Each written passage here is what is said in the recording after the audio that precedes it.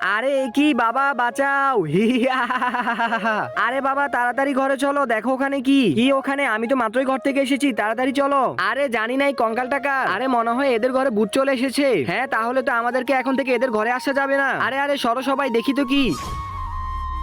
আরে আরে এ কি, এই কঙ্কালটা আমার ঘরে কিভাবে আসলো? আরে এই কঙ্কালটা যার, তার ছায়া তোমার ঘরে চলে এসেছে। আরে কি বলছেন ছায়া? হ্যাঁ তোমাদের ঘরে অনেক বড় বিপদ আসতে চলেছে। আরে তাহলে আমরা কি করব? আমরা এই ঘরে কিভাবে থাকবো? তোমাদের ঘর তোমরাই জানো। আরে এটার একটা সমাধান আছে। কি সমাধান তাড়াতাড়ি বলেন। দাঁড়াও চিন্তা করো না, আমি বাবাকে ডাকতেছি। হ্যাঁ হ্যাঁ, কোনো একজন বাবাকে দেখাও, তাহলেই হয়তো ঠিক হবে। আচ্ছা ঠিক আছে দাদি, চলেন আমাকে দাদার কাছে নিয়ে চলেন। হ্যাঁ হ্যাঁ চলো আমার সাথে, আসেন আসেন বাবা, এই তো দেখেন। আরে বাপরে, এটা তো অনেক খারাপ কঙ্কাল। এটা তো তোমার পরিবারকে রাত 12টার মধ্যে নষ্ট করে দিবে। আরে আরে বাবা বাঁচিয়ে নেন আমাদেরকে। ঠিক আছে চিন্তা করিস না, আমাকে 20,000 টাকা দে, আমি এই কঙ্কালটা এখান থেকে নিয়ে সমুদ্রে ছেড়ে দিব, আর এটার উপর থেকে কালো জাদু তুলে নিব। আরে এখনো কি ভাবতেছিস, তাড়াতাড়ি টাকা দে। হ্যাঁ হ্যাঁ বাবা এক্ষুনি টাকা দিচ্ছি। এই নেন বাবা, এই টাকাগুলো আজকে আমি ধান বিক্রি করে এনেছি। হ্যাঁ তুই চিন্তা